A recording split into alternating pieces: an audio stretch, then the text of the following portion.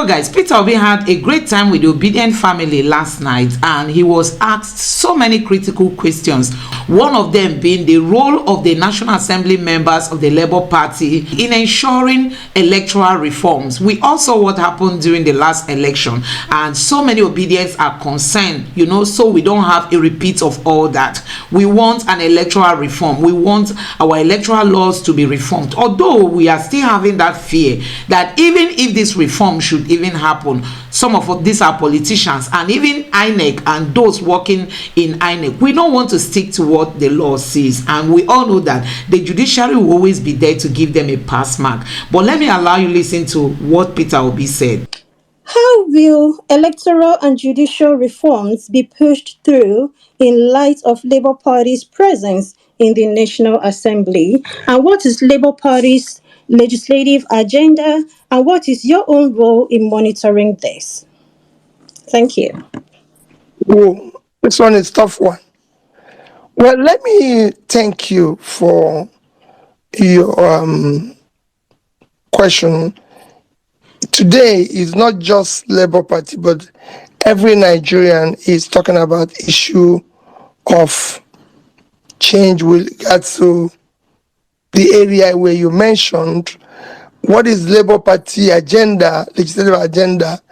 Quite frankly, all I can say is that I'm beginning to talk with the legislators who are from Labour Party to discuss and agree on areas, what we need to do to ensure that this our democracy is sustainable in terms of doing the right things, making sure that we always stand on the path of right things.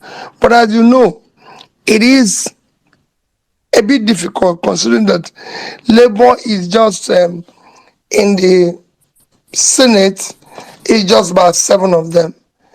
In the lower house, there's just about 30 something, considering the number of the ruling party and the main opposition party. However, I believe that now they're through with all their court cases and everything. We will be talking more to see how we can stand on what is most important and beneficial to Nigerians, to the people. And that has been my preaching to them. And in our last 2 meetings, I believe it went very well. Even when it is difficult, what is going on, we're going in the right direction. And I believe it will continue to push. Labour will be able to have their own legislative agenda that will be for the benefit of people. On the electoral reforms, like I said, most Nigerians have been seeing now that whatever we have been able to achieve with the last reforms did not in any way impact on the election, because it's as if all those achievements were thrown away with all that happened with the elections. I assure you, we're not just only us on that one, most Nigerians are. So Peter Obi was equally asked about his plan for this December. We know he has this tradition of going to the IDP camps, to spend his Christmas there. So this question was thrown at him on what his plans are this December. But Peter Obi went further to talk about the state of things in Nigeria, how our government is spending a lot in things that are not relevant. I mean, things that don't have any impact in the life of a common Nigerian. So I want you to just take your time and listen to some of the facts that Peter Obi spoke on. Yeah, sure. Your Excellency, I know as per your traditions during this time of the year, you're probably getting ready to spend time at one of the many IDP camps in our country. What should be done to resettle our fellow Nigerians who have been stuck in these camps with no government support and no plans to better their situation? You're probably getting. Well, quite frankly, it is a very regrettable position that Nigerians should live in a refugee camp in their own country when we are not at war. who have It is instructed very, this tax very with no regrettable. government support And no I plan said for it when we were implementation. campaigning. If we had opportunity, we would have aggressively tried to resettle them. We would have aggressively tried to care more about them and everything. Because when I visited most of them last year, all they wanted to hear is that they will go back to their community. That is the most important thing to them. And I think this is where government should concentrate. And that is why I've been on the forefront of criticizing government priorities. Because our priority today should be how to care for those that are suffering. Those in IDP camp, the poor ones who don't know where the next meal will come from. That should be our concentration today. Not on trying to see that those who are already living well are even getting more, when millions of people don't know where the next meal will come from. So for me, it is to continue to push through the various agencies of government by advocacy that these people needs to go back. Luckily, someone like Ireti, who went with me to 2 camps last year, is not a senator. So she will continue to push. We'll discuss all this. This is time we now have opportunity to talk about these people. So that's what we should be doing. Okay, thank you very much, Your Excellency, for your response. I'll pass the mic over now to Arewachik for her question. All right, thank you very much, Ms. Bells. And my question today is the FCT minister said that contract for VP's house was awarded in 2010 by President Jonathan's government at the cost of 7 billion naira, and the project was abandoned. That the present government only want to continue to complete the project at revalued cost of 15 billion naira. What is your take on this, sir? And in reference to, let's make reference to especially the budget that was put out there for newspapers for different government parastatals. What's your take, sir? Thank you. Well, that issue of the VP's house has been one in which have been called names by people, by the VP himself and by the minister, that I'm talking nonsense because I criticized it and I remain totally on my stand that it is not a priority. It is totally not a priority. You see, I agree it was awarded in 2009, 2010 by Jonathan's government.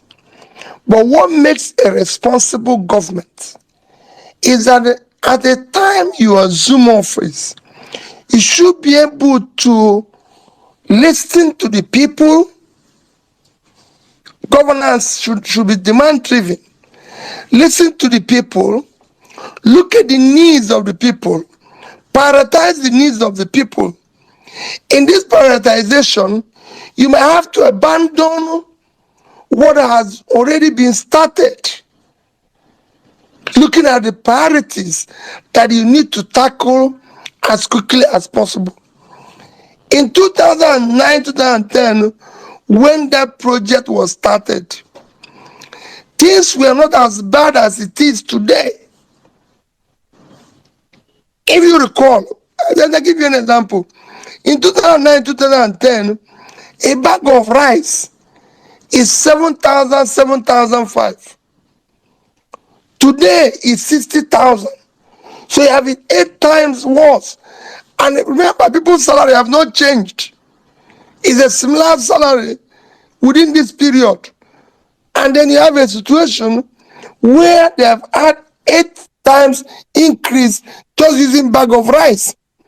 A loaf of bread in 2009-2010 is between 100 to 150 naira. Today, a loaf of bread for 400 gram is 1,000 naira. So you could see the change. Transport, if you're going from, say, Lagos to Abuja or Onitsha, where I live, to Abuja, in 2010,